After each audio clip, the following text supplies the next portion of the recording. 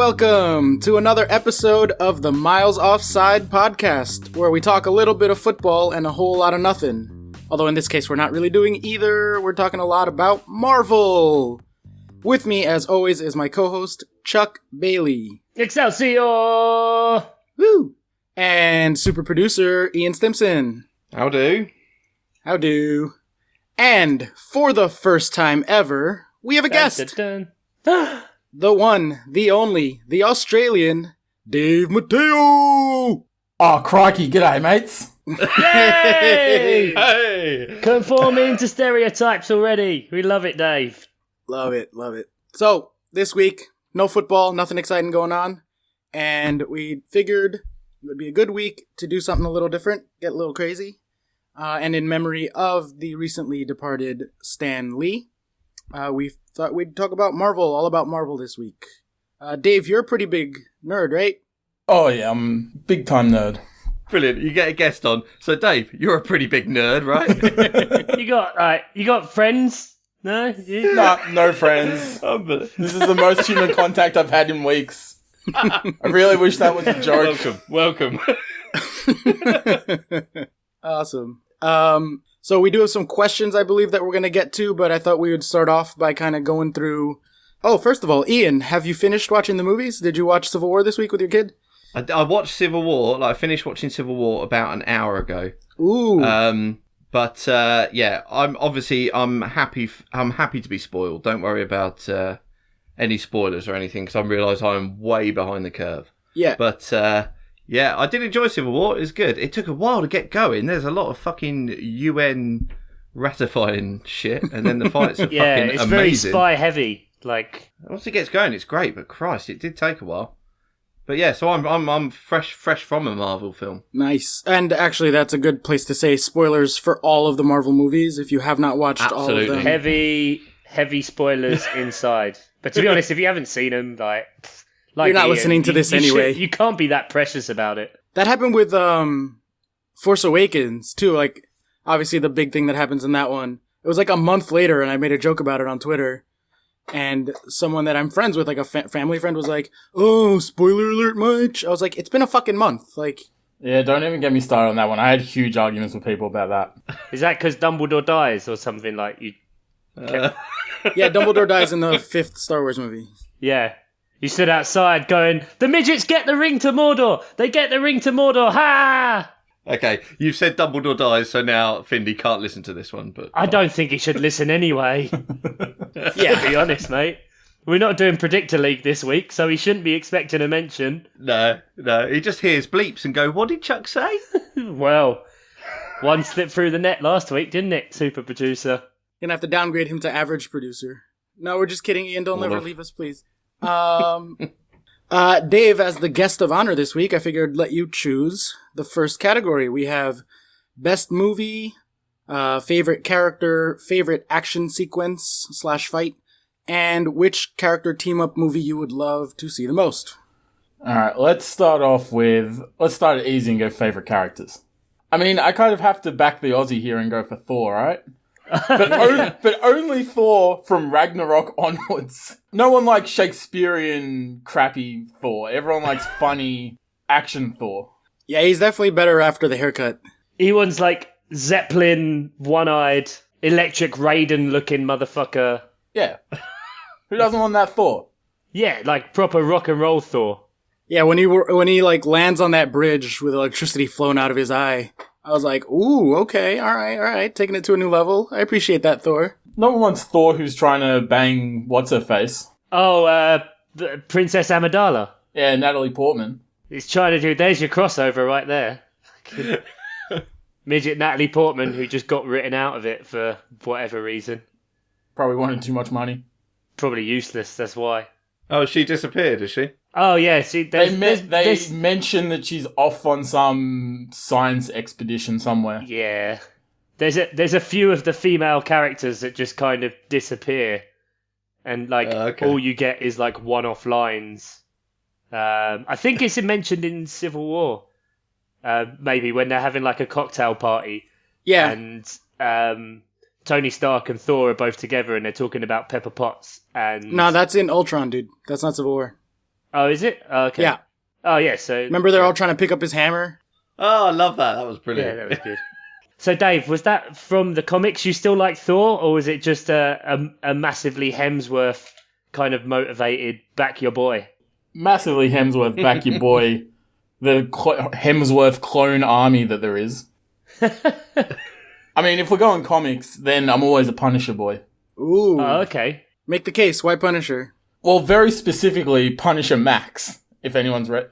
no one's probably read that. Maybe Oscar. No, so not me. Punisher Max is like an R-rated comic book where it's just the most grotesque action, 80s style sort of stories that you can get. So it's basically the Punisher goes after the Russian mob, and there's guys that look like sharks, and it just gets wild. So definitely more of the surreal kind of element. I like it. It's surreal, but set very much in like a realistic setting. As realistic as shark gangsters can be. Yeah, it's like basically. what does that remind me of? Street Sharks. Did anyone else ever remember Street Sharks? Vin Diesel did the Street Sharks toy line. No, really? Yeah, go look on YouTube, and the ads for the Street Shark toys are Vin Diesel. Amazing. That made me so happy. That's going to get tweeted. That's going out there, completely out of context. Yep. Oh, I love the tweets the day before we release of like weird random things. Randomly based around Ian's Facts of the Week and Joey Chestnut videos and... Oh, Joey Chestnut. We not spoke about Joey Chestnut. Good old Joey Chestnut. He's probably in an eating competition. I wonder what he's doing right now. He's watching a Marvel movie, probably. It's the off season for him, I think. So we've gone through a bit of Thor and Punisher, but Oscar, what's your kind of, if you had a character, one kind of shining light? Well, as a nerdy kid from Queens, New York, Spider-Man really kind of resonates. Plus, he's just really fucking cool. Like doing all the backflips and the thwips with the webs and stuff. Spider-Man's my boy. Spider-Man's your boy. Very much Spider-Man. He's sarcastic. He's awkward and nerdy. Has strong opinions about sandwiches and sandwich shops in New York. I mean, I might be going out on a limb, but is he you? There's the new Spider-Man, too, in the comics. He's not in the movies yet. Although there's that animated one that's coming out in about a month. But his name's Miles Morales. He's like the second Spider-Man. He's a teenager from New York, and I think he's like half black, half Hispanic or something like that. And so, like, even more now I like have another Spider-Man to relate to. Like, Spider-Man feels the most New York to me. I don't know if you guys would necessarily agree with that. I mean, so many of the Marvel characters are based around and out of New York. Yeah, it's such a strong link. I think that's I don't know about you guys, but that's kind of why I always preferred Marvel to DC. Not that I was like, I've always loved comic books and thought like the characters and the things around it are great, and be that from the cartoons, like the old X-Men cartoons in the 90s, or Spider-Man or what have you. But there's so much more of a tangible connection, because Marvel, it's always, Spider-Man is from Queens, Captain America's from Brooklyn, the Daredevil's from Hell's Kitchen, etc. Because Stan Lee, when he was starting at Marvel, like, he would write scenes just by looking out of his window and seeing what he could see from the offices, which were in New York, and it's the area he knew, and it kind of made a connection. Whereas obviously DC is much more, it's Metropolis or Gotham City or Circuit City, I think is the Flash or something like that. Is that what it is? No, Central City. Circuit City Was an electronics shop for like 15 years over here. I don't fucking know. It's like saying Best Buy. So there you go. It's the same thing. And then Best Buy Village and Smallville and what have you. So, like, it's all kind of linked, but you don't have that real thing of knowing those places, which I think gives so much more of a connection. Do you guys ever get, like, jealous that all the superheroes are based in the US mostly? Or do you feel like is there a British superhero or an Australian superhero that, like, resonates more with you guys geographically, or... No, but I don't think it really matters. I mean, there is Captain Britain in Marvel. Yeah. And I'm sure, off the top of my head, it's evaded me now. Like, there's definitely some that are based in England, but... Banana Man. Banana Man, yeah. Super Ted. Super Ted! There we go. Nailed it. Beautiful. Oh, fuck, I forgot about Super Ted. Tell us about Super Ted. Super Ted was... Oh, fuck no, now I'm thinking of Rupert. It was... I'm thinking of Rupert the bear, and I was just thinking, he had a scarf and like Rupert, the trousers. upper class tosspot. Yeah. So Super Ted had like a secret magic word that when he said it, he turned into Super. He was just a normal teddy bear who could like walk and talk and shit, whatever. But then, that's not super enough in itself. Just a normal teddy bear, yeah. But then when he said a magic word, he could like fly, and that was about it, wasn't it? He could fly. I don't know. Yeah, he had a cape. So he's like Shazam, but a teddy bear. Yeah, pretty much. Yeah, like a very basic stuffed Shazam. What's your favorite character then, Chuck? Why don't we go to you? I was trying to think about this today, and it is quite tough. Stan Lee created so many characters that have. There's so much of a human element with them, which I quite like. Yeah. I did always, watch when I was a kid, like I said, watching the X-Men cartoons. So I always quite liked Gambit because he was like throwing cards and shit around, and I thought that was cool. And so I used to go around my house throwing cards. It didn't work that well. And when I was young, like the Hulk, always quite liked the Hulk in all the different incarnations. Like, I don't care what people say about the first Hulk movies. I think they're great because, Big Green Smash is great. And then more in the modern times with the films, I think from the way they were portrayed in Marvel, like Doctor Strange and Ant-Man, I found like a lot more interesting in the kind of more science and mystical kind of side of it. Yeah.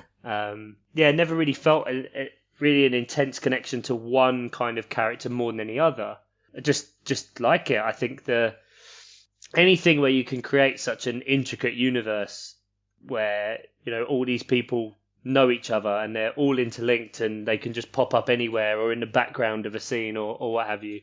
I just think it's so impressive. Yeah, we take it for granted now, but like going back to I was a freshman in college and like the idea that these characters were going to start showing up in each other's movies and they were actually going to make this extended universe that was like the comics, like all the comics that I loved. Like that was always one of my favorite things was that like all of a sudden Deadpool shows up in a Spider-Man book or like Wolverine can go have an adventure with, Hulk or whatever. Like there was all these like crossovers in the books and we never had that. Even on the animated shows, like I think Spider-Man shows up in one episode of the X-Men animated series, and I was like, oh, this is so fucking cool. But then like seeing it happening in movies was so impressive, and like we take it for granted now because everyone else is trying to do an extended universe, but Marvel like genuinely like innovative in that regard. I don't know how you guys felt. Like Dave, what was it for you the first time you saw like Iron Man showing up in the background of the Hulk movie?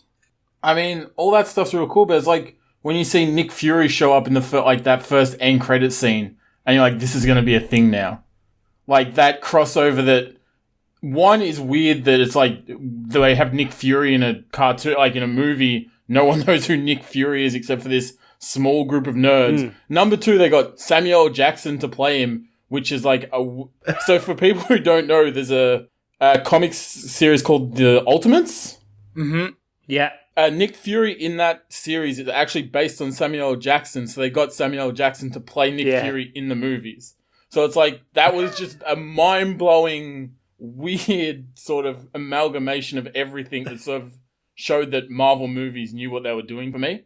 Yeah. It's like an incredibly meta thing, just got even more meta. It's like if you're going to put the effort in to do that, you're going to put the effort in to do everything else properly. Yeah, and it's the good thing is, like, even people who didn't know, who Nick Fury was just showing up at the end, you think, okay, it's more than likely, if Samuel L. Jackson's in it, it's probably a character we're going to need to know. Yeah. He's not the kind of one who would just, like, turn up once and, like, disappear. Oh, I don't know about that. Samuel L. Jackson does that a lot. Yeah, okay. Well, I mean, if he's going to survive the film and not get eaten by some sort of oversized animal or something that shouldn't have been created, or like snakes on a plane.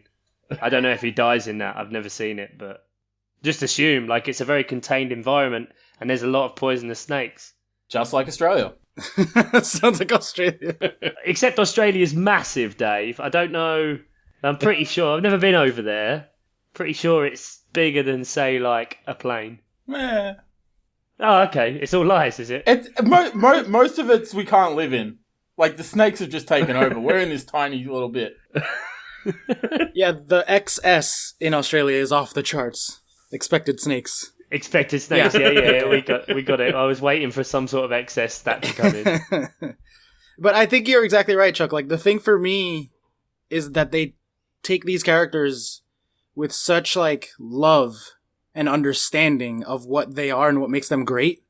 And you compare that to, like, DC, where, like, in the first Superman movie, like, he kills someone. And you're like, no, Superman would literally never do that. And then, like, Batman rolls up, and I admittedly actually kind of enjoyed Batman v Superman, despite myself, because it's not a good movie. Is it because your mum's name is Martha? No. Is your mum's name Martha? It is not, no. That would be perfect. But, like, Batman in that movie is just shooting people with a gun. Like, Batman would never use a gun, and, like, they clearly don't care about getting the characters right. They just want to make these big, loud movies that make money. Whereas Marvel, like, really genuinely knows what they're doing. It's the Zack Snyder side of, like, he wants everything to be dark and wants it to be, you know, XYZ. You know, you look at, like, Aquaman that's coming out. Aquaman was always, you know, made fun out of because it was quite camp, even though in terms of, like, toe-to-toe, he could really compete with Superman. But now everything is just like, oh, it's dark, or it's got to be like this, or it's got to be broody, or, oh, we want to make it R-rated, oh, but we're going to chicken out. Which is why Suicide Squad is just an absolutely abhorrent piece of cinema. Yeah. Except for Wonder Woman, which is great. Yeah, and I think Shazam might end up being good. I have my hopes up, which is a dangerous thing to do with those movies, but... It seems like the ones that DC don't care about will turn out well. Which actually is kind of what happened with Marvel, right? Like, they had to make a movie out of Iron Man who was not a top-tier character. Like, they sold all the top-tier characters because they were broke in the 90s. And so they don't have Spider-Man, they don't have the Fantastic Four, they don't have the X-Men. And so they had to turn these, like, C-list characters into stars, and so they, like, had to really do a good job with it to sell it. And I think that that's the same thing you see in DC is, like you guys just said, the ones that are less famous or less popular are the ones that they do a better job with, which is kind of weird.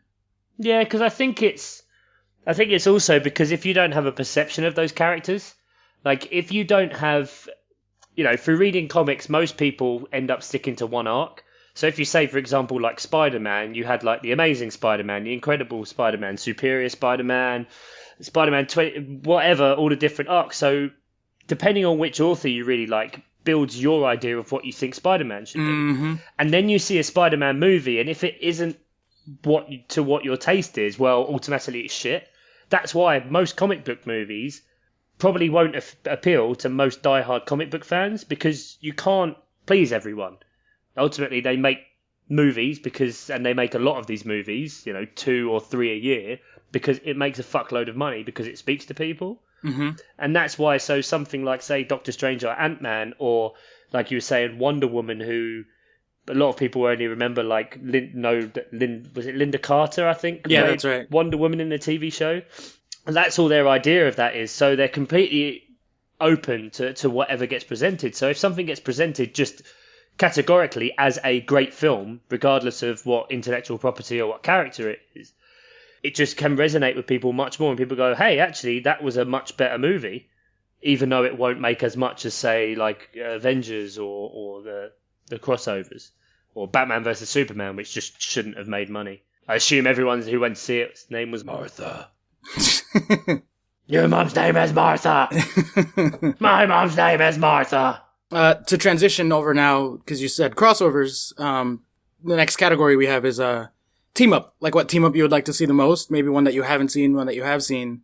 Before I got anything, and before Thor Ragnarok was coming around, I really wanted to see a Thor and Hulk buddy cop movie. Because I thought that would be great. And they go around and they, like, you know, have to investigate some stuff. And, you know, they get into mishaps. And then Thor Ragnarok came along and it was amazing. So I feel like I created that. Yeah, it was all you, right? Yeah. I signed away my rights, though. I don't make any money from it. So. And then that damn New Zealander took all the credit. Oh, goddamn. Yeah, but to be fair, he's amazing. Like, Thor Ragnarok, I think it is probably my favourite out of all of the Marvel films they've done. I just think it's so, so good. And Taika Waititi, who incidentally also has one of my favourite names ever, right up there with Samuel Umtiti. I like titties, guys. Yeah, we got it. It just did such a good job with that, and also playing Korg, who was just hilarious. Korg in it. destroyed. Oh my god! It's like, hello, So my name's funny. Korg. My name's Korg. This is Meek. I'm made of rock. It's okay. It's just just so simple and just so innocent, but amazing. So, Dave, if you could make your own dream team-up buddy cop type movie, what are your two characters you're going for? Oh, Rocket Raccoon and Iron Man. Oh, Just those two on some intergalactic adventure, going around sassing everyone. Sassing everyone, and just like what's the premise? Are they just like blowing shit up? Are they just like getting the ladies? I don't know. Tony Stark has to go try and find something, and Rocket Raccoon's like, "Oh, I'll go steal that." But in the end, they become friends. Could it be like Night at the Roxbury, but with Rocket Raccoon and Iron Man? I'm picturing more of a Dude, Where's My Car vibe from that one. Yes. Now, see, this is how it begins, guys. Yeah, they have to get the Continuum Transfunctioner.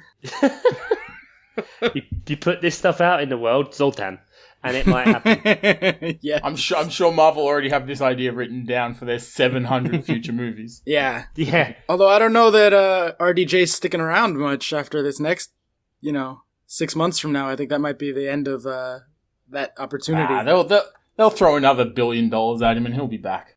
Yeah, exactly. They'll get rid of everyone and change some things over, But just think of the gadgets those two could come up with and the hijinks. Like, they're both such good inventors. I feel like that is a really good pair-up.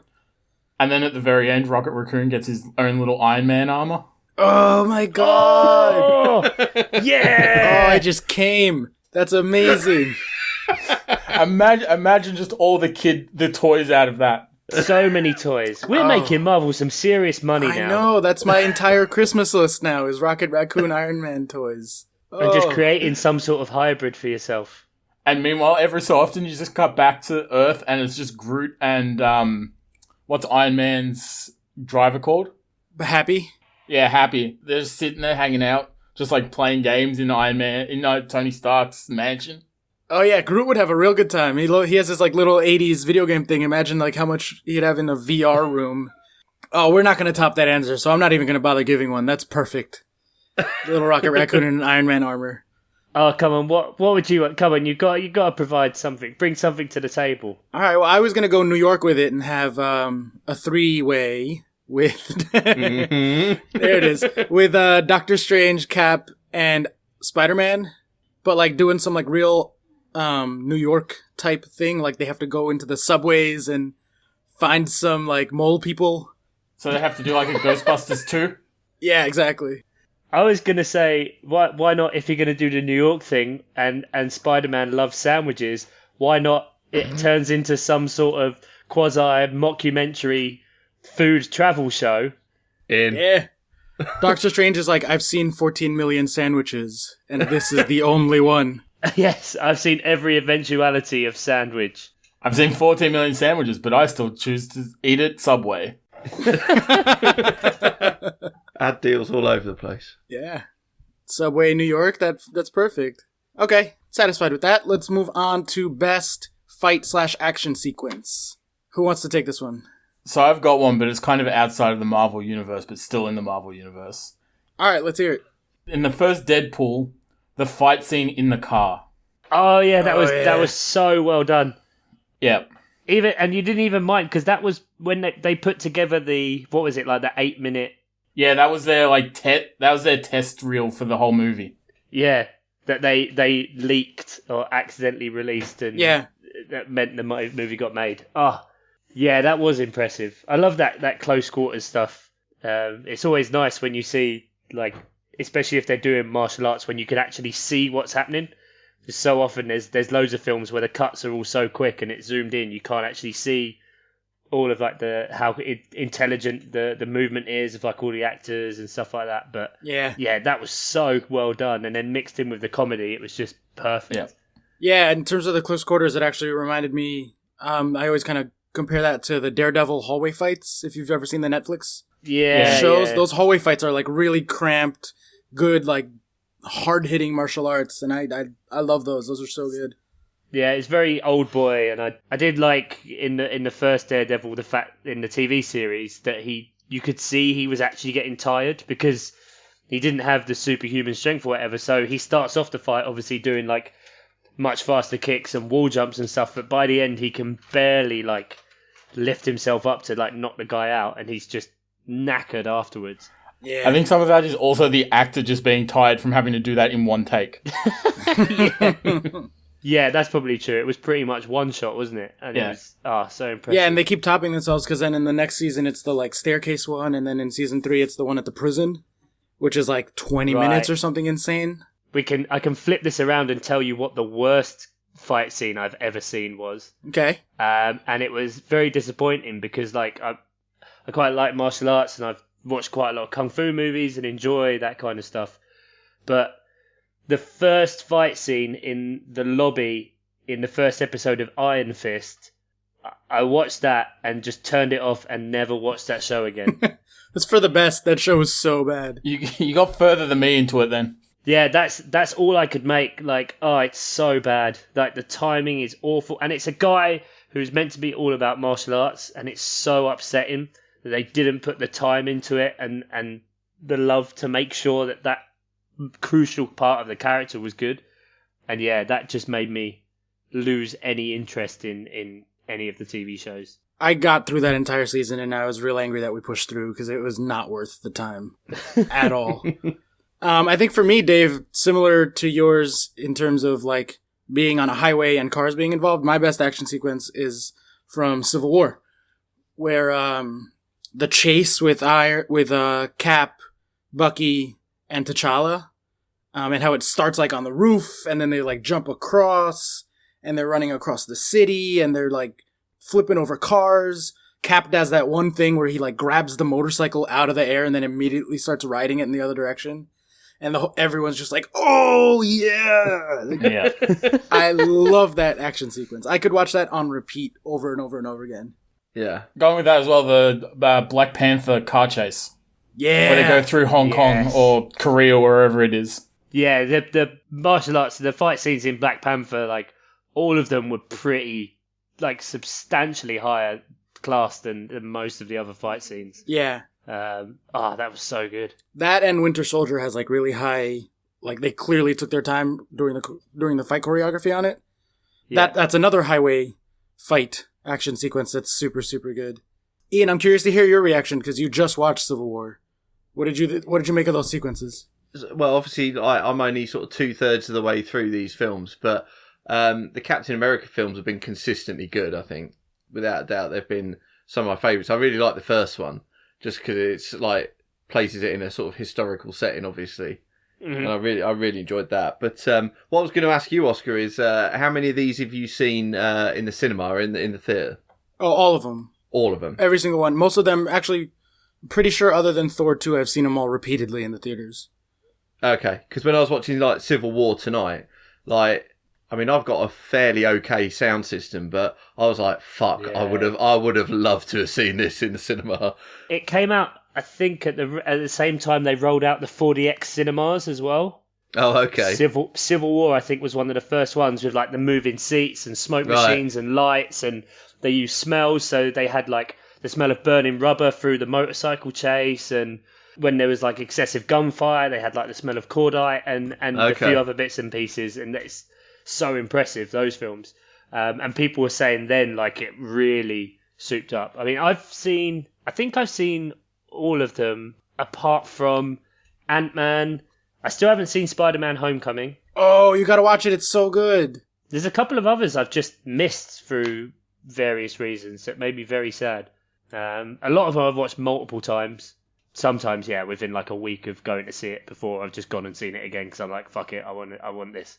All over my face, neck, and chest. Right before Infinity War, we did the big rewatch of all of them, because we have them all on Blu-ray here at home. So, like, over the course of basically 2 weeks, I think we did it in. We were watching, like, one a night and a bunch on the weekends. And it's really cool to see them back to back to back like that. But Ian, I think you're exactly right.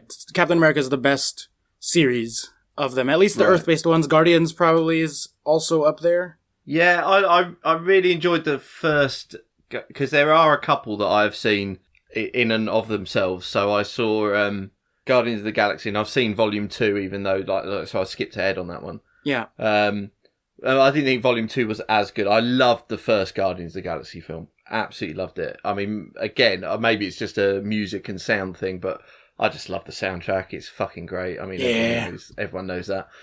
What was it? And I saw Thor Ragnarok as well. That was a weird one where I just got some free trial of some film thing, and that was the only decent thing to watch. So I watched that out of sequence and really enjoyed that. So am I right in thinking that it's amateur hour? Sorry, guys, but that the only reason Spider-Man wasn't included originally is because Sony owned the character. Yeah. Yes. Yeah. So Oscar mentioned earlier that Marvel in like the early 90s was having like some real troubles. Yeah. Like financially. So they sold off some of their IPs. So they sold Spider-Man and kind of everything directly related to him. Sony bought that because Spider-Man has always been the most profitable IP out of all of Marvel stuff.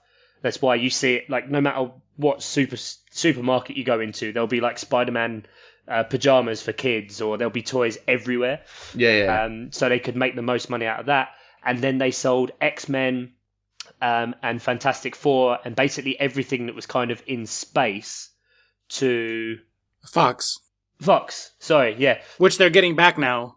Yeah, which they're gradually working back, and they have done with various backroom deals and things like that. And so that's why it was such a big deal that Spider-Man became involved with now into the Marvel universe, as with the X-Men stuff that will gradually feed in, because they just didn't have the rights. They weren't able to. And there's also certain words they can't use, so they can't say mutant, because mutant is part of X-Men, so that can't be a part of the main Marvel franchise. Yeah, which is why Quicksilver and Scarlet Witch are technically Magneto's kids, and they're mutants in the comics. Yeah. But in the movies, obviously, there's no Magneto, and there's no mutants in the MCU. So they had to say that they were, like, genetically mutated by one of the Infinity Stones. Like, yeah, okay. Yeah, so they have to come up with more creative ways, and that's why, pretty much every story we've seen, like especially Civil War, like the Fantastic Four are kind of very pivotal in a lot of those. So they've had to rewrite tons and tons of stuff, and that's why it's so incredibly impressive and intricate what they've created. And now, although now I worry that if they bring everything in, it will be like a bit too much. Well, that's why I think they're phasing out some of these OG Avengers. Like, I don't know if you saw the tattoo shop I go to in New York. They, on their Instagram, they posted all the original Avengers got a tattoo, matching tattoos there, of like the Avengers A. And I feel like it was, Thor, Cap, Iron Man, Hawkeye, all of them, the original ones, all got that same tattoo. And I feel like they wouldn't do that if it wasn't like to mark the end of an era for them kind of thing. So I feel like that, as much as anything else, is a strong indication that those guys are all kind of wrapping up. And they're going to make room for the new generation to come in. So, like, it's going to be now Fantastic Four and X-Men, and obviously the Guardians and Black Panther and Doctor Strange are going to kind of like, take more prominent roles. And I really do think that, like, after the next one, like, I'd be very surprised if Cap and Iron Man make it out of the next movie alive. Would you be surprised if the characters are still around? Well, with Cap, in the books, everybody's been Cap at some point or another. Yeah, everyone, but Bucky takes over long term. So I think they're going to give the character of Cap to Bucky.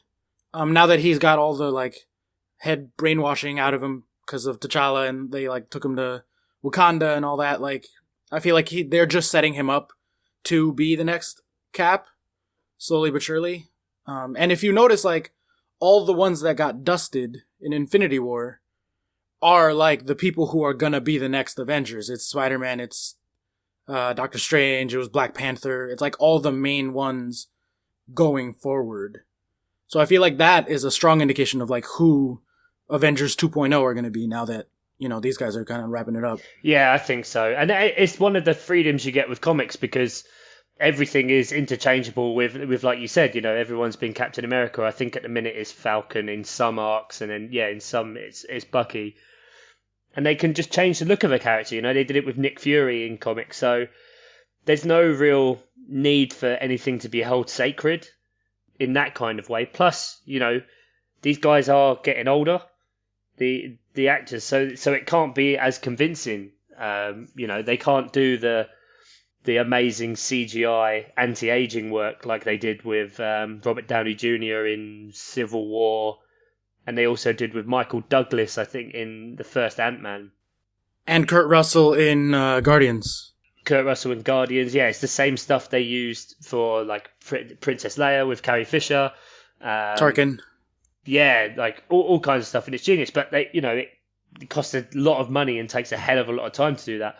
Plus, like we said, Robert Downey Jr., because he's been so integral in rebooting this franchise, he's now incredibly expensive.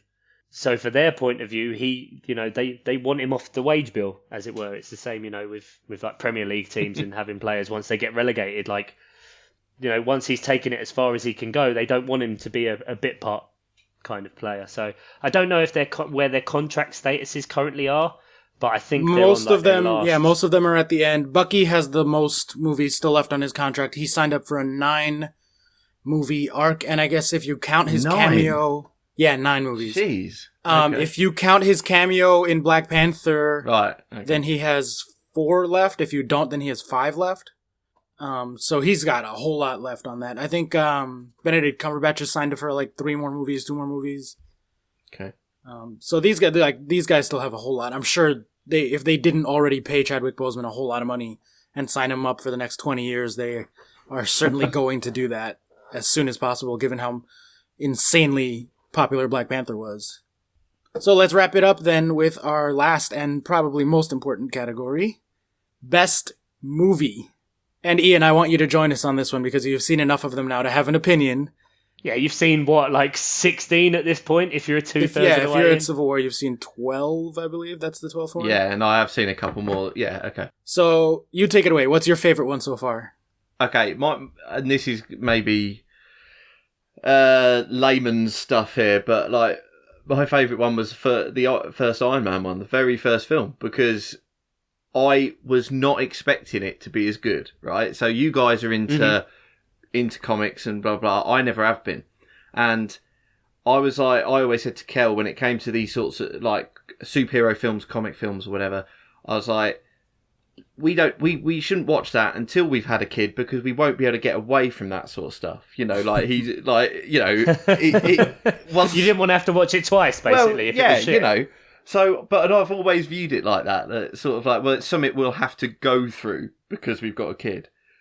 And when we actually watched Iron Man, I was like, fuck me, that was a really good film. Like a genuinely great film. Great story. Which obviously all you guys knew about because you'd read the comics and stuff. But like, yeah, it's absolutely brilliant. And it sucked me straight in. And it was a real, for me anyway, watching then Hulk afterwards, which was a real dive bomb in comparison. But that first Iron Man film was absolutely brilliant and sucked me in straight away. It's really good. I love that you keep saying "suck me in." It's sucked me in. I keep giggling because. But I don't mean it like that. But what I'm saying is, I was a slightly reluctant watcher, a slightly reluctant viewer, and it got me. Iron Man was kind of the perfect first film, though, just with Robert Downey Jr. is Tony Stark. Like, that was the perfect kicking off point. Yeah. Yeah, similarly, we were saying about the Samuel L. Jackson thing, is that there are Iron Man comics. I'm sure it was before the film came out, but, he's modelled on Robert Downey Jr. at that time. Like, very down and out, alcoholic, ex-womanizer, like, just all on his own, destitute. But obviously not destitute, that's the wrong word because he was still fucking rich. Emotionally destitute, yeah. Let's go for that. So there is very much a synergy there. And I understand why, because at that point of Iron Man coming out, comic book movies and stuff like hadn't been successful really. Yeah, I mean, other than like the first X-Men and the Spider-Man movies. Not even really Spider-Man that much because, well, yeah, I suppose. The Tobey Maguire ones made money, but I feel like that Iron Man, and also that was 2008, so that was the same year that Dark Knight came out. And like, what a monumental year for comic book movies. What a huge turning point, because it took it from like campy, wacky, kind of like, Willem Dafoe, googly eyes, villains, and like way over the top to like a much more serious interpretation genuinely and a serious sinister. attempt. Yeah. To not just be for kids, but to be like just a good movie for anybody. Yeah. And so like Iron Man is obviously super, super important. That and Chris Nolan's Dark Knight movies. Like I just think back to 2008, like it's so like pre-2008 and post-2008 pop culture is like definitely. Just forever different. Just forever. Yeah, because before that you'd argue so because Batman Begins was good, but it wasn't monumental. Nowhere. It's definitely overshadowed by The Dark Knight. Batman Begins still the best Batman film. Ooh, that's a hot take. It's the only one where Christopher Nolan actually keeps a story going. Hang on, so you don't think it's Batman Forever? I mean, that's just a masterpiece of cinema, isn't it? Yeah. What killed the dinosaurs? The Ice Age! Or is that Batman and Robin? I don't even care. I don't know. All those Batman films are the same movie for me. The amount of arguments I've had with people trying to work out which one of those people played two, because it's like Michael Keaton, George Clooney, and Val Kilmer. And like, I can never remember who did two. Did Clooney do two? No, Clooney did one. Did Keaton do? Keaton did two. But I thought Val Kilmer did. No. And it just didn't need to happen. I love Batman Forever. I've seen it so many times. Because I was like the exact right age when it came out. And I had the VHS and I wore that VHS thin, like all the way through. Just watching it over and over again. Oh man. So Chuck, what's your best movie then? I would say I think I said it earlier, like Thor Ragnarok was just I think the only way it could have been better for me is, and this is something, there's two things that worry me or irritate me about the comic book movies so far, like the MCU. One is, why do they keep killing all the villains? Like, there's been some really great ones and they're just gone now. So unless they do some sort of retcon thing, those characters are just gone. And it's annoying. And two, because it is so big budget, they can't leave anything to chance, so they have to give you all the information. So they have to do a teaser trailer, then a second teaser trailer, then a Comic-Con exclusive, then 4 more trailers to really hammer home. And the fact that Hulk was in the trailer and on the posters for Thor Ragnarok was the only thing that really I felt that let me down with that film. Because if you'd have the moment and the way it built up to when he gets revealed would have just been absolutely perfect, especially with Hemsworth's reaction, because Hemsworth is fantastic in that film. Yeah, he is. Like, he really crushes it. Full boner for the Aussie boy in that one. Like, he was incredible. And just that reaction afterwards, if you'd have seen Hulk come out and he goes, I work with him! Like, you'd have been at full mast in the cinema. And that's the only thing that kind of marred that film for me.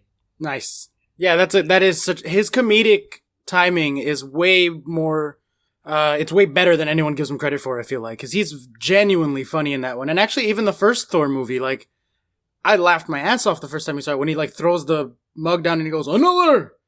After he has the beer, like, I was laughing my ass off in the theater with that. I feel like Chris Hemsworth, obviously everybody just is like, oh, he's abs and arms, but he's also funny, which is like, you know, the triple threat, really. Dave, what about you? What do you got for your best one? I'm going to go controversial and say Iron Man 3. Oh, okay. God. Well, that's the last time we're having you as a guest. Jesus. No, come on. Like, let's hear it. Iron Man 3 gets undue stick from people. I think it was the moment where the Marvel movies grew up a lot. Like, we went from sort of, it almost follows like comics where it's like, the first Iron Man and some of the first movies like action movies and they're fun, whereas Iron Man 3 sort of maybe tackles a more grown-up situation. Like, it's an allegory for like alcoholism through the whole thing and like Tony Stark and this kid and all that sort of stuff. But I just liked it. I felt it was like the most grown-up story that Marvel had done to that point. And if you look at the stuff like after it, it's like the Winter Soldier, Ultron, Civil War, like it kind of set up a bit more of a dark, brooding adult universe for the Marvel to work in. Yeah, without going over the top, like it took on the seriousness as opposed to, you know, like we were saying before with DC, which just kind of went like, oh, I'm so mysterious. Like, just having that and making like all the scenery just tinted down a load and really dark. And any movie that can have a kid in it and not make me hate the kid, it does pretty well for me. That's funny. That's a pretty high bar. Well, I'm looking at my spreadsheet right now, and I have... Oh, right. Hang on, because this hasn't come out yet. Yeah, exactly. Fuck's sake. Oh, I'm going to have to tweet this out. Well, you need to talk about what it is first, Oscar. All right, okay. Expected Marvel. Yeah, basically. Just putting numbers on everything so I can understand my own opinions better. Well, we sat down one night and we were like, it was me and Emily, my wife, and we were like, what's the best Marvel movie? And it turned to this huge heated debate, and it was like, well, how are you judging this? Are you judging this on like how entertaining it was? Are you judging it on like how much emotion it made you have? Blah, blah, blah. And I was like, no, we need to be systematic about this so that we can actually have like a concrete answer. So what we did is we gave, let me see, 1, 2, 3, 4, 5, 6, 7 categories that we decided are important to the success of a Marvel movie. It's nice not to be the nerdiest person in a room for once. yeah, I like that he opened this by going like, you're a nerd. It's like, oh, what did you do one night? I sat down with my fiance and we did a spreadsheet of... Yep. God, please tell me it wasn't a Saturday night. Might have been. Probably. Oh. And she filed for divorce the very next day. No, I've said it before and I'll say it again. Thank God you found each other. Yeah, we are a pretty perfect match. Well, so here are the 7 categories. Is action, emotional, CGI, villain, wow factor, entertainment, and visuals. Wow factor being like, was there a moment where you were like... And fappability. Yeah, exactly. Like, what's a good example of wow factor? When in Civil War he catches the motorcycle, or he's like flexing his bicep and holding those helicopter down, and you're like, whoa, that's really cool. Yeah. Like, how many wow moments does it have? So we give it a score from 0 to 100 in all of those categories for each movie. 0 to 100, yeah. And then you do a weighted average of all of them, and you got your final score. And Iron Man 3 comes in at a 32.17 on my scale, so not very good, Dave. So would that put it above or below you in the Predictor League? Well, it's not in last place. So... It's not in last place. No. What's below Iron Man 3 at 32.17? Thor the Dark World scored a 31.2. Oh. And The Incredible Hulk got a 24. Yeah. Iron Man 2 is above Iron Man 3 for you. Yeah, oh yeah. Love Iron Man 2. I want my name taken off this podcast. I ride for Iron Man 2. The way you ride for Iron Man 3, and that's an unpopular take, I ride for Iron Man 2. Iron Man 2 is essentially Iron Man 1 over again, except that War Machine is in it, and it has a better villain. Yeah, and he has electric whips. Oh yeah, I'm into that. Gotta pay extra for that, baby. Kinky. My top, though, is Civil War. That's for now. I haven't updated the spreadsheet to include Infinity War yet because I need more time to process what the hell just happened to me.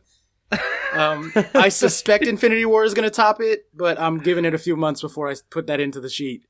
But yeah, I have Civil War at a 98.4, so very nearly perfect. And what's top 3 then? Top 3.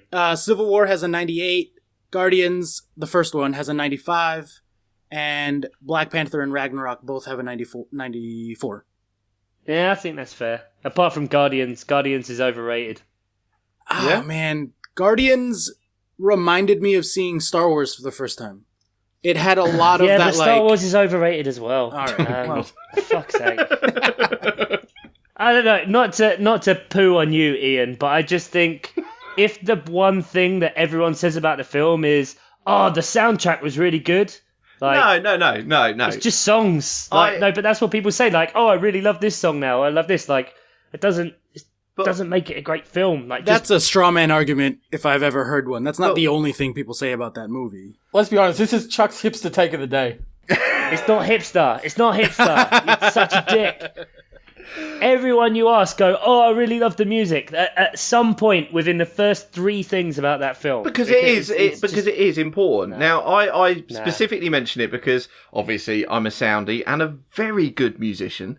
So, like, So I'd naturally sort of, like, gravitate towards that. But there's not many films where it's not hinged, but it's a major part of it. And the soundtrack is a huge part of that. I mean, I don't know if you've seen Baby Driver as well. Yeah, love that. yeah, the soundtrack is immense on that. It's a massive part of it, and you can't ignore it. But it's also, I mean, the tone of the film's great. It's genuinely hilarious in a lot of it. The characters are fantastic, and I think Guardians is a great film. I only mention the soundtrack because I don't notice the soundtrack in any other Marvel film. The only one I think that competes is obviously Guardians 2, but that's like kind of the same thing. Yeah. But I was going to say Black Panther. Right, like, not seen it yet. That is genuinely an album that I've been listening to for months. Okay. Basically on repeat. Because it was Kendrick Lamar, the rapper, recorded new songs. Like, he wrote the entire soundtrack. Okay. And it is really, really good rap music. Like, even non-Marvel people love and listen to that soundtrack in the rap community because it's like so good. And I feel like that's equally an extra character the way that it is in Guardians. Like the fifth or sixth Guardian is the soundtrack. I mean, yeah, like it's in there for me. And that's how you get Ian to talk about Marvel films. You criticise the music. See, I knew we'd draw it out of you. Put some fucking 70s music in it. Yeah. Take Stimmers back to his teenage years. Exactly. No, he said the 70s, not the 40s. No, that was when he hit middle age, bud. Yeah, 70s. Jesus Christ. He's watching the first Captain America movie, being like, those were the good old days. The war. Yeah, exactly. Yeah. All right, Stimmers, I think we had some listener questions, some listener stuff. Oh yeah, we did. So but we got Dave on, so yeah, exactly. I mean, is there anything it was seriously reduced this week, obviously, but they're all from one person, but we'll go with them. So Adam P, thank you for your contributions. I think he's going to enjoy this episode. But he said, if you could bring an actor and a director into the MCU, who would you choose? So teaming up in a Punisher movie, Martin McDonagh and Tom Hardy. Oh, you took my actor. Anyone who doesn't know Martin McDonagh, he did In Bruges and Seven Psychopaths and is it Seven Boards outside Ebbing, Missouri? Yeah. That's interesting. That's a great nice. I would watch that. I would definitely watch that. And I'm not particularly into the Punisher as a character, but I would definitely watch that. What did you think of the Punisher series, since you love the Punisher so much? On Netflix, did you watch it? It's good, but you have to work within the restraints of it still being a Netflix series, right? So it's not going to go all out Punisher, over the top gore sort of thing. Yeah. It's also, he's a bit of a character where the more you make him do, the less interesting he is. A lot of his best stories are like him watching villains do stuff and then he comes in at the very end. Well, my answer also involves Tom Hardy. I just remembered what I had this conversation like 6 months ago. Tom Hardy is my dream casting for Wolverine. If they're going to recast Wolverine to be younger and bring him into the MCU, because I don't think Hugh Jackman wants to keep doing it for forever, I feel like Tom Hardy would be a perfect Wolverine. Yeah. As far as like what he actually is in the comics. Because in the comics, Wolverine is short and like wide. Kind of, not stocky, but like burly. Yeah, he's always really short. Like, he's not much over 5 foot in the comics. Yeah, exactly. Like, he is a short character. Yeah, and meanwhile, Hugh Jackman is like this very polished, tall, handsome guy. And Tom Hardy has that. I know he was just Venom, so like, it's going to be hard to get him in. But he has that sort of feral cat energy to him. Where you're like, he could probably bite someone's throat out in a fight situation. And I don't think he would hesitate. Like, he's kind of scary in that way. And so I think at least for actor, I would want Tom Hardy coming in to be Wolverine in the new, that now that they're going to integrate the X-Men. As far as a director, I feel like Rian Johnson would be a really good fit for that. He's really good at doing like viscerally powerful, on the ground action sequences, both in Looper and in Last Jedi. And I feel like that would just be like very, effective pairing him up with Tom Hardy. I like that you've acknowledged that Tom Hardy is Venom because, he's already in... Isn't Venom in the MCU? No, that's still Fox or Sony or someone. Sony, yeah. So Sony have to... That's the reason why they're doing the animated ones we mentioned before, is because for Sony, we'll still put one of those out every alternate year with when Spider-Man appears like live action. Mm-hmm. So I think that means that Marvel can still basically own the live action rights, and then Sony can start to make money because of what they do with Spider-Man. Yeah, not to get too into the weeds of the finances of it, but they basically rent Spider-Man to put him in MCU movies, but Sony still owns it, and Sony distributed Homecoming. Marvel just kind of made it for them as part of the deal to be able to use Spider-Man. But Marvel wanted nothing to do with Venom, and Sony was like, can we put Tom Holland in it? Can we make it like officially tied in? And they were like, no. Wow. No, so they didn't want anything to do with that, and rightly so, because it was a terrible movie, and Sony don't know how to make good movies. Chuck, what about you? What do you got for actor? I'm actually struggling. Everyone's been in the Marvel films, haven't they? Yeah, basically. Everyone ever has been in like every film. I can't think of an actor, but just for sheer hilarity, I'd quite like to see Stephen Chow direct. Yeah, so he did Kung Fu Hustle, and as well, to tie it into the original Miles Offside thing, he directed Shaolin Soccer. Oh, yes. I love that movie. If you guys have ever seen that. So just something utterly ridiculous and just to the nth degree that doesn't really have to play into the MCU at all. Maybe just, fuck it, Stephen Chow directs Howard the Duck. And, I don't know, The Rock does the voice of Howard the Duck. Because The Rock should... That's it! The Rock is the only one who's in fucking everything, but he's not in Marvel yet.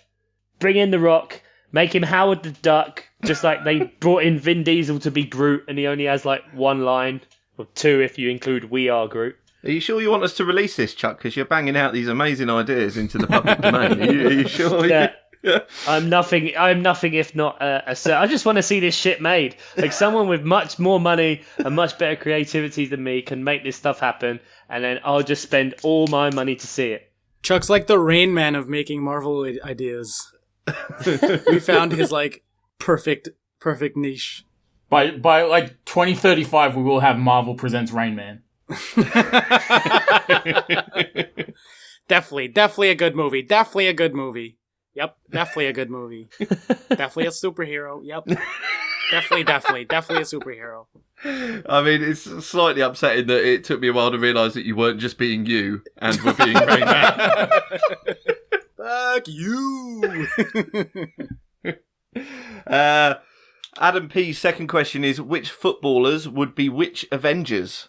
Hulk is Hulk. Yeah, Hulk is Hulk. Usain Bolt is Quicksilver. Yeah, because you said, he's a footballer. What's he doing in Australia? Dave, as Australian correspondent, not to take this dangerously back to football or anything, but do you know what Usain Bolt's doing at the minute? What's happening with him?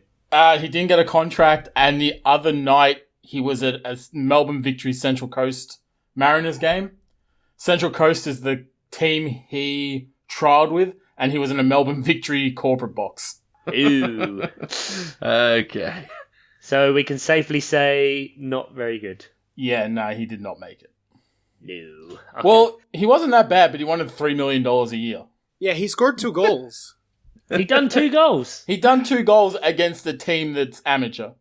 This is why you're here, Dave. He just busted apart all of us saying that he did quite well then. Thank you. Yeah, but we just saw the goals and was like, oh, he's amazing. He done goals. Yeah, we didn't goals. See how shit the other team was. Yeah, no, the other team was just like a random selection of like local players that they played against. Painters, decorators, whatever. Yeah, pretty much. They just wanted to get some more followers. That was it. Just get a few more international fans in. Yeah. I think they were trying to pay for it by having like it actually televised on TV here. They had like a whole Usain Bolt like series of like watching him train and watching his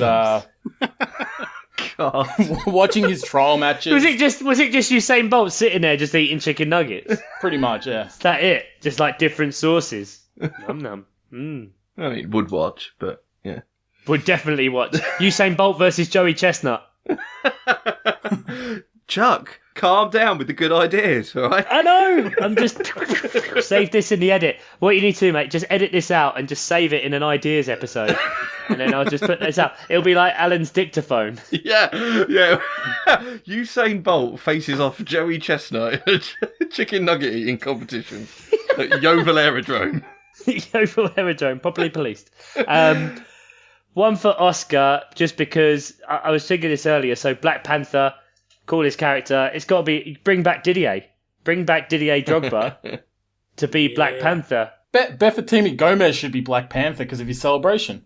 Oh, of course. Oh God, no. Yeah. Yeah. If we're gonna go for like old campy Marvel, then fine. No, that's a done deal. That one, surely. Yeah. Yeah, he's a panther. I might have put too much thought into this question because I have a whole list. Oh, beautiful content. But read away, Dave Matteo. Take it away. Yeah. Alright, so Hulk is Hulk. Yep. Hawkeye is Luka Modric because he's just always in the background, but he's pinpoint. Yeah, and if he's not there, you probably wouldn't notice. Yeah. Yep. Thor is David Beckham because of the hair, and he's got a hammer of a foot. Okay. Captain America is Raul because he was the leader of some superstars. Good. How do you not get an American in there for Captain America? Because name me one American who we care about. Landon Donovan. Thank you. Literally called Captain America. Like that's no his one likes nickname. Landon Donovan. Yeah, no one's interested. He was good at Everton that one January. Did he play like 4 games? The sum of American football achievement. He was good at Everton that one January. In 2004, whenever. Iron Man, Johan Cruyff. Brings everyone together. Total football is the Avengers, and he's a bit of a playboy. Okay. Really, I've thought about this. Yeah. Black Widow is Ole Gunnar Solskjaer. Always second string, always there for an emergency, plus he was the babyface assassin. Yeah, that's true. Good. And Loki is Ibra, because he should be a villain, but everyone loves him. Brilliant. I like that. Brilliant. That is hard to argue with any of that. Yeah, moving right along. That was perfect. And then Adam P finishes. He's got 2 rounds of this. 2 rounds of fuck, marry, kill. So the first... Come on, Chuck, you love this. No, I don't. Well, you should. I'm a father now, guys. Yeah, so this is the only action you might see for a while. Just get on with the question. Okay, Chuck. Who would you fuck, marry, kill? Hulk, Groot, or Korg? Is Hulk in, like, hulked out, or, like... Yeah, hulked out, not Bruce Banner. Full zucchini mode? Well... Yeah, that's a no. It's a no to what? You're not gonna... I'm not fucking Hulk. You're not fucking him? No, okay. What'd you get fucked by? Which way round does it work? I mean, it's fuck, not get fucked. Yeah, you're doing the fucking. I'll tell you who you don't want to fuck. It can't be Groot, because Splinters. Yeah, exactly. Yeah. You don't want to stick your dick in a rock. I mean, that's true. Don't knock it till you try it. But then you'd just get radiation poisoning and you'd have to get your dick cut off. Or you'd have a Hulk dick. Oh, well, hang on a minute then. Catching Hulk VD, now I got a Hulk dick. Let's go! Clearly fucking Hulk. Okay, that's I locked was going in. to say, this is pretty much sorted itself out, I think. So, I reckon you marry Korg. I just want him in my life. Yeah, he's so funny. I mean, we're fucking Hulk. So we're killing Groot. We're killing It's Groot. sorted itself You out. can't deal with I am Groot all the time. It's very me. Very selfish. And imagine fucking, aside from the splinters too, it's just like, I am Groot, I am Groot, I am Groot! Oh my god. I mean, that's going to be my ringtone now. Okay, and we got one more round of fuck, marry, kill. And this is the Chris's. Chris Pratt, Chris Evans, Chris Hemsworth. Well, we all know who Dave's marrying. Fuck Hemsworth. You're fucking Hemsworth. You fuck Hemsworth, you marry Pratt, and you kill Evans. Right. I'm 100% with Dave on this one. That is exactly what I thought. I'm with Dave. Exactly what I thought. Alright, I'm the only one out. I'm killing Hemsworth. Whoa. You're killing Hemsworth. Yeah, Captain, have you seen how loyal Cap is to Bucky? I want him to be my husband in this situation. He will fight for you. He will take care of you. He is loyal to a fault. Yeah, but he can be a right self-righteous prick as well. And you get none of your references. No, I can touch him everything. This is true, Oscar. You're all pop culture and it's just fucked. Well, this is like my journey. This is his journey of discovery. I can take him through everything. Yeah, but what happens if you got 10 years into the marriage and he's like, I don't really like Star Wars? Yeah. You can get divorced. There's your movie right there. Oscar takes Captain America on a learning journey. But then he has to kill Chris Evans and then marry the corpse of Chris Hemsworth. Having killed him previously. Wow. I was wondering how long it would take to veer into necrophilia. That's the problem with this game. 24 episodes. That took longer than I thought. Other than Oscar, we were all marrying Chris Pratt. I mean, that's a given, isn't it? He seems like an absolute delight. Yeah, and he used to be fat, so you know he eats a lot. Did he used to be fat? Yeah, he used to be a big guy. Did he? Yeah, he only slimmed down once he got Guardians and got all fit. If you watch Parks and Recreation, which he was in before that. Like, he's a big guy. Oh, of course, yeah. But yeah, to say he's fat would be. He's just like he's Hollywood fat. Hollywood fat, yeah. And to finish us off, as it were, Johnny OG comes in with, have you ever played a decent Marvel video game? Now, I know you have, Oscar. You've got strident views. Yeah, generally they're not good, other than Marvel vs. Capcom fighting games, which are fucking great. They're like Street Fighter, but better. But this Spider-Man PS4 that just came out recently is genuinely maybe my favorite video game that I've ever played. And it's also the best Spider-Man interpretation I've ever seen, outside of like the comics, obviously. But it's as good as like the best comic book story arcs. Like, they nailed the character. They nailed the sarcasm, the awkwardness, the New York, the like sort of innocence that he has that is kind of like endearing. The heartbreak that comes with like being betrayed, like everything. It's just such a good story, such a good video game. Love that game. See, they got proper writers in for it, did they? Yeah.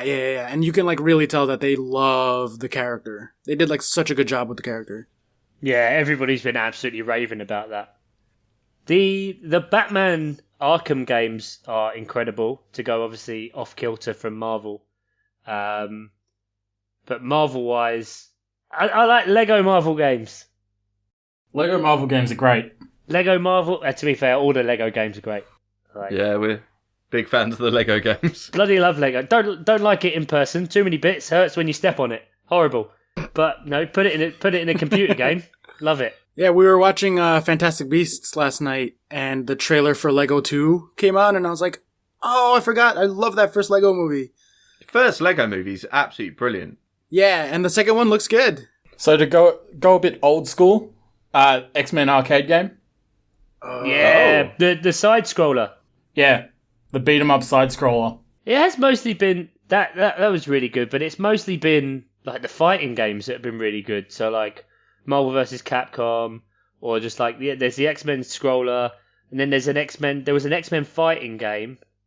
X-Men vs. Street Fighter was like the first one that I can remember. Yeah, they didn't really. I mean, what else? I remember the first Spider-Man games on the original PlayStation. I really enjoyed those. Yeah, Spider-Man PS2 was like 2. Legendary. No, not PS2. This is like PS1. So it was like Spider-Man and then Spider-Man Enter Electro. That was like the second one. I don't remember those. And they had like some real dodgy camera angles, but I loved them. And Stan Lee did the voiceover for it. Stan Lee had a cameo in Spider-Man PS4. Why are you ruining it for me? I agreed to spoilers for the movies, not for the video games, Oscar. You prick. It was obviously, it had to be. Yeah. Of course, the great man had to pop up everywhere, you know? But yeah, other games? The Deadpool game was actually pretty good. If you like Deadpool, that game's actually pretty good. Yeah, because didn't it get pulled and disappear? And then, like, it was, at least here it did, and it just disappeared off all the shelves. You might be thinking of the Punisher game. Okay. Because there was a Punisher game that came out on PS2 that was, like, super violent to the point where it had to be censored a bunch. Oh, wow. The Deadpool game was 5 years ago or something, and it's just the most fourth wall breaking game that's ever been made. It's Deadpool movies times 10 in that sense. I didn't even know that was a thing. I'm gonna have to check that out. But yeah, so is that all the questions then, Ian? It is for this week, and if you want to get in touch with us, you can tweet us at Miles Offside Pod. We're Miles Offside on Facebook, and milesoffsidepod@gmail.com if you want to email us. And also, Christmas is coming. We've now got, I think it's if you're in the UK only, but we've got, if you're thinking of signing up to Amazon Prime, you can get a 1 month free trial and get all your Christmas presents delivered for free. I'm going to put a link in the show notes. If you follow that link, it gives us a little kickback and helps support your favourite podcast. Yeah, we're not going to be like those people who pretend like you can use a link and we don't make a little bit of money off of it, like some people do. But it's just, a couple of quid to us. But it doesn't cost them anything extra, right? No, you get the same free trial you'd have got if you'd have signed up for Amazon Direct. Yeah, so just start like a shitload of emails, sign up through them all, keep changing your name. And then cancel them. And then cancel them and we'll split the money 50-50. You can cancel the free trial. Because Amazon make loads of money and they deliver stuff and they say they've delivered it when they haven't, and they put it in a safe place and it's not. I'm speaking from experience, guys. That literally happened today. I've had a delivery not shown up. It's been put in a safe place. Where is the safe place? This is a safe space, Chuck. How many times do we have to tell you this is a safe space? Where's my bloody parcel?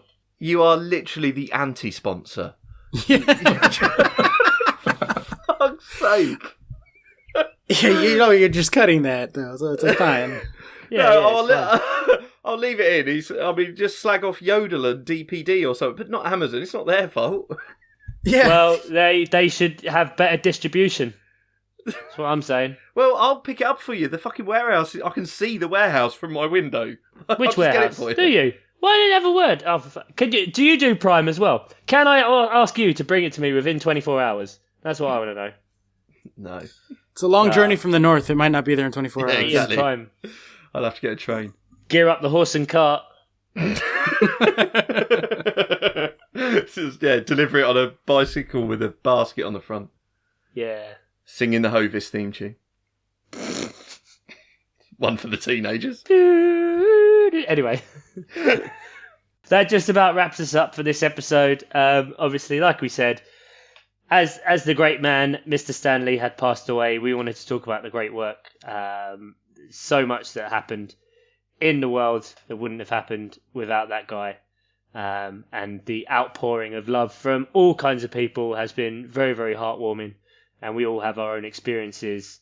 And even, someone like Ian, who kept proclaiming he's a layman about these things, but still knows and still has stories and has been affected by Stan Lee in some way in his life. So we thought it would be very remiss as a group of massive nerds not to talk about it.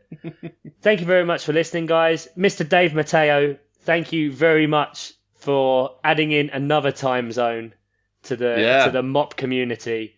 Yeah. I mean, Dave's broadcasting from the future. The snakes haven't taken over yet. We're doing great. Right, say bye, Oscar. Bye, Oscar. And Ian. Bye-bye. Bye-bye. Thank you very much, guys. Take care. Bye-bye. Bye, Dave. Later, guys. Chuck's still a Hey! There he goes.